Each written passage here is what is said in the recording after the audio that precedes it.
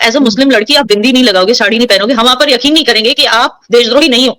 ये चीज जो है, जब तक आप नॉनवेज खाना नहीं छोड़ेंगे, हम आप पे यकीन नहीं करेंगे कि आप देशद्रोही नहीं हो। जब तक आप एक्स मुस्लिम नहीं बनोगे, हम यकीन नहीं करेंगे कि आप देशद्रोही नहीं हो। First of all, India third most polluted country, उसमें Delhi first most polluted city. जब आपको पता, और इसमें दिल्ली वासियों की गलती भी नहीं है। अनवारुल हक काकड़ साहब ने बताया कि जी वो एक डोजियर तैयार किया गया है जिसमें ये यूएन में यकीनन लेके जाएंगे, और ये बताया गया है कि जो माइनॉरिटीज भारत में रहती हैं उन पे बड़ा जुल्म हो रहा है, उनकी इबादत गाहों को तोड़ा जा रहा है, उन्हें परेशान किया जा रहा है, और ये सब कहानियां, ये सब कुछ उस डोजियर में होगा, वो लेकर जाएंगे। आपके ख्याल से वाकई ऐसा हो रहा है भारत में?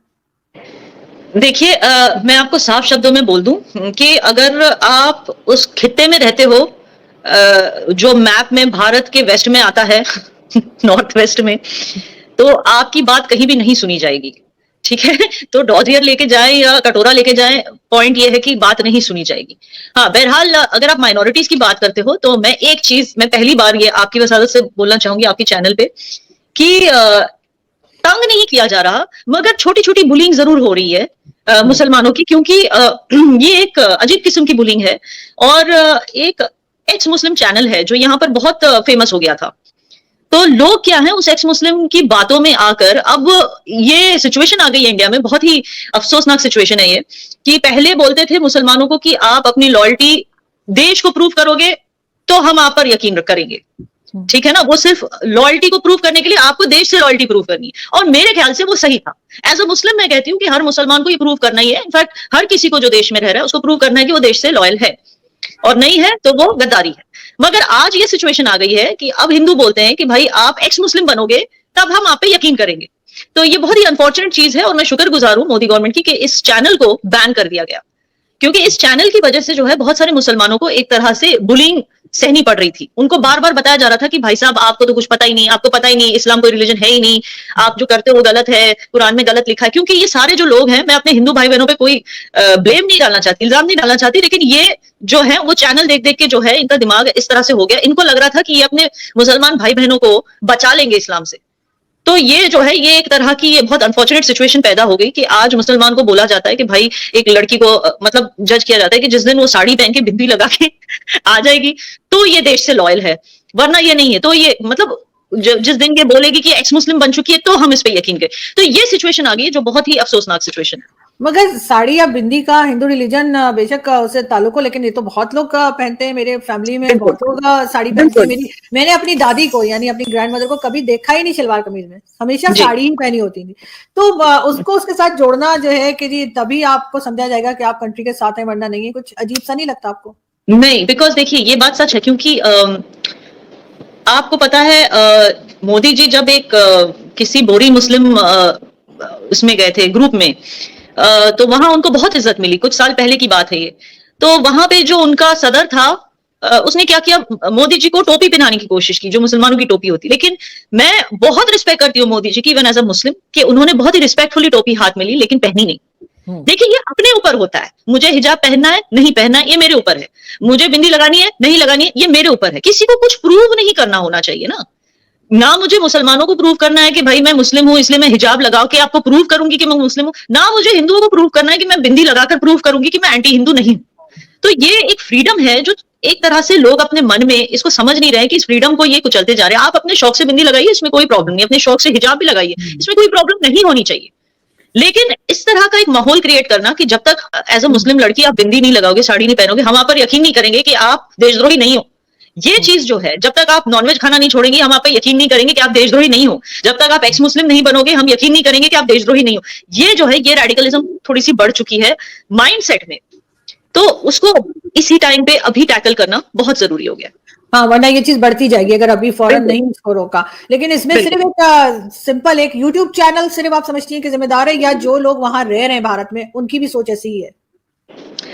देखिए ये बात भी सच है, मैं बता दूं कि कई मुसलमान जो है एक्स मुस्लिम्स बनते जा रहे हैं, नॉट जस्ट इन इंडिया, कई अन्य देशों में भी इस्लाम को छोड़ के वो एक्स मुस्लिम्स बनते जा रहे हैं। तो बिकॉज ये ट्रेंड बढ़ रहा है, तो अगेन मैं नहीं कहूंगी कि सिर्फ उस यूट्यूब चैनल का कमाल था ये कि उसी की वजह से हो रहा है। It is one of the contributors definitely, and जैसे मैंने कहा ग्रेटफुल टू द गवर्नमेंट कि उन्होंने सेंस किया कि it is kind of creating lot of hate against Muslims, तो उन्होंने तब उन्होंने ये नहीं परवाह की कि इसकी वजह से किसको चोट पहुंच, किसको ठेस पहुंचेगी, लेकिन उन्होंने तब का तब उसको बैन कर दिया उस चैनल को। और मैं बहुत शुक्रगुजार कि ऐसे बोल्ड डिसीजंस हमारी गवर्नमेंट लेती है, और बहुत हद तक जो है हमारी गवर्नमेंट अपीजमेंट में यकीन नहीं रखती, यहाँ पे उन्होंने ये प्रूफ कर दिया इस चीज में, और मैं शुक्रगुजार। लेकिन हाँ, ये ट्रेंड की वजह से ना आरजू की एक्स मुस्लिम्स कई लोग बढ़ते जा रहे हैं, और मैं उनको रिस्पेक्ट करती हूँ, वो उनकी अपनी सोच है। हर किसी को रिस्पेक्ट, हर किसी की रिलीजियस वैल्यूज को आपको रिस्पेक्ट करना है, इवन वो एथियस्ट है उसको भी रिस्पेक्ट करना। मगर ये मत कहो ना कि जो अभी तक इस्लाम फॉलो कर रहा है वो गलत है। क्या पता उसको इस्लाम के बारे में कुछ ऐसा पता है जो उस एक्स मुस्लिम को नहीं पता, या कभी उसने सीखा नहीं, या कभी उसने पढ़ा है, या किसी को पसंद है। हाँ, हाँ, हो सकता है। एज लॉन्ग एज आप किसी को हर्ट नहीं कर रहे हो, आप अपनी कंट्री की मर्यादा नहीं पार कर रहे हो, तोड़ रहे हो, आप गरिमा में रह के अपना रिलीजन फॉलो कर रहे हो, ये नहीं कि जोर जोर से लाउड स्पीकर चला रहे हो।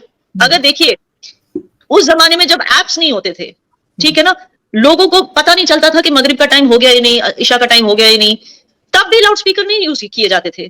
तब क्या इमाम बिलाल ने जब पहली बार अजान दी थी तो क्या उन्होंने लाउड स्पीकर यूज किया? तो आज आपको क्या जरूरत है, जब आपके पास ऐप है, आपको पता है कि असर का क्या टाइम है, ईशा की नमाज कितने बजे है, आप बेशक टाइम देके चले जाओ मस्जिद में। पूरी सोसाइटी को तंग करने की क्या जरूरत है? ठीक उसी तरह आप दिवाली के पटाखे भी आप सोच समझ के दिवाली मनाओ। आप ऐसे वो मैं अभी इधर ही आने लगी थी, मैंने कहा बहुत हो रहा था, तो मैंने कहा या तो आपका अकाउंट हैक हो गया कि हुआ क्या या ना। लेकिन या ना मैं अब सॉरी आपकी बात काट रही हूँ, लेकिन आपके ख्याल से सिर्फ पटाखों से ही सब कुछ एनवायरमेंट खराब होती है? ऐसे तो लोग, गाड़ियां भी है, एसी भी है, बहुत कुछ है। जी देखिए, ट्वीट में आप लिमिटेड नंबर ऑफ वर्ड्स लिख सकते हो, और इतना सब मैं कहां एक्सप्लेन करूं। पॉइंट ये था कि जब दिल्ली में ऑलरेडी पराली बर्निंग की वजह से 499 AQI हो चुका था, इसीलिए मैंने खास नोएडा वालों को बोला कि यहां पर आप 12 घंटे कैसे पटाखे जला सकते हो, 12 घंटे नॉन स्टॉप। वो मेरा सवाल था कि जब ऑलरेडी पराली की वजह से, और उसमें तो नोएडा वालों की गलती नहीं ना दिल्ली वालों की गलती है, आसपास के खेतों की वजह से ऑलरेडी यहाँ रहने वाले सफर कर रहे हैं, तो जब आप ऑलरेडी सफर कर रहे हो उसके ऊपर आप ये कैसे कर सकते हो, वो मेरा सवाल था। एंड जो भी मैंने गजा से मिला रही थी ना, गजा के साथ क्या उसका कंपैरिजन है? जब उसको गजा के साथ कंपैरिजन अगर आप यहाँ होती तो शायद आपको पता होता, क्योंकि बिना यहाँ आए, बिकॉज देखिए आरजू, मैं इंडिया में अन्य जगहों में रह चुकी हूँ, मुंबई में भी रह चुकी हूँ, इस लेवल की जो दिवाली इन्होंने यहाँ पटाखे उड़ाए हैं मैंने कहीं नहीं देखा इंडिया में। इसलिए मैं खुद शॉक हो गई कि ये ऐसे भी करते हैं, सिर्फ सुप्रीम कोर्ट को एक पॉइंट प्रूव करने के लिए, या आम आदमी पार्टी को डिफाई करने के लिए, जो भी करने के लिए आपने एक अपना स्टैंड रखने के लिए दिवाली मनाई, ठीक है, अच्छा है मनाई। मैं वही कह रही हूँ, जब आपको पता है कि आप ऐसे जोन में हो, first of all India 3rd most polluted country, उसमें Delhi 1st most polluted city, जब आपको पता, और इसमें दिल्ली वासियों की गलती भी नहीं है, जब आपको पता है आप ऐसे सिचुएशन में हो, तो आपको तो इस तरह से दिवाली मनानी चाहिए जिससे पोल्यूशन नहीं खराब हो, और ज्यादा मजीद और खराब ना हो, ये इनको करना चाहिए था। तो दिवाली ऐसे भी मनाई जाती है, एक वो फुलझड़ी आती है जिसमें सिर्फ लाइट आती है, और कई फैमिलीज ने ये किया, कई बच्चों ने मैंने देखा ये किया, लेकिन ये जो शोर हो रहा था ये सोसाइटीज के बाहर रस्तों पे हो रहा था, जिनको होती है, ये तो पटाखे चला रहे थे, ये तो क्रैकर्स थे। होती है। हाँ, फुलझड़ी तो फैमिलीज वही कर रही थी, बेचारी फैमिलीज अच्छे से सेलिब्रेट कर रही थी, दिए लगा रही थी, ये वो दिस आर ऑल। मगर जो रास्तों पे हो रहा था, आप सोचिए 12 घंटे अगर किसी ने पटाखे जलाए, तो इन्होंने थोड़ी पटाखे अपने पैसों से खरीदे होंगे, इनको बांटे गए थे, इनको बांटे गए थे बाकायदा कि आप सुप्रीम कोर्ट की मुखालफत करो, पटाखे जलाओ, और किसी और पॉलिटिकल पार्टी की भी मुखालफत करके दिखाओ।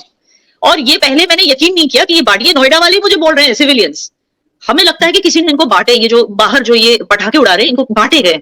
कहां से बांटे गए? यूपी हरियाणा से बांटे गए होंगे, क्योंकि दिल्ली में तो बैन है। ये नोएडा वालों की बातें हैं।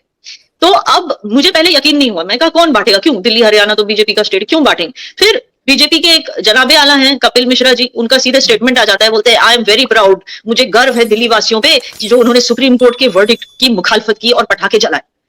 तब मैं समझ गई कि जो लोग जो अनुमान निकाल रहे हैं वो सही था, जो लोग खुद कह रहे हैं वो सही था। एनीवे चलिए, अब ये तो इलेक्शन में ही पता चलेगा, मेरे ट्वीट करने से क्या हो जाता है, लोग तो सब देख रहे हैं, ठीक है ना। मेरे ट्वीट करने से कोर्ट कोई एक्शन नहीं लेगी कि उसका फैसला जो था या उन्होंने जो कहा था उसको फॉलो नहीं किया गया? आई डोंट नो कि कोर्ट क्या, हमने तो ये भी देखा, यहाँ के रहने वालों ने ये भी देखा कि 10 बजे तक पुलिस आ गई थी उनको रोकने के लिए, हमने पुलिस की सीटियां सुनी, पुलिस की सायरन, लेकिन वो नहीं मान रहे थे, वो फिर भी 1 बजे तक उन्होंने लगातार 10 से 1, मतलब पुलिस के आने के बाद भी 3 घंटे और उन्होंने पटाखे जलाए। तो ये एक लॉलेसनेस हो गई है, और इस लॉलेसनेस को कोई भी नेशनलिस्ट टॉलरेट नहीं करेगा, क्योंकि मर्यादा के को पार करना ये तो इवन सनातन धर्म के भी खिलाफ है, और हमारे लॉ एंड ऑर्डर के भी खिलाफ है, और कोई भी नेशनलिस्ट इसको एक्सेप्ट नहीं करेगा। नमस्कार दोस्तों, एक और वीडियो में आपका स्वागत है। डिबेट में आप देख रहे हैं कि ज़्यादातर टॉपिक यही चल रहा है कि भारत में मुसलमान सेफ़ है कि नहीं है। मैं कह दूं, भारत में मुसलमान इतना सेफ़ है कि वो मुसलमान जो पाकिस्तान, बांग्लादेश, सऊदी अरब कहीं भी रहता हो, मेजॉरिटी मुसलमान, वहाँ उतना सेफ़ नहीं है जितना भारत में है। भारत में मुसलमानों को जो फैसिलिटीज़ दी जाती है, एक तरीके से समान तरीके से दूसरों धर्मों के साथ, हिंदू सभी के साथ एक साथ रहते हैं। दूसरे देशों में जो मुसलमान हैं वहाँ भी नहीं रहते।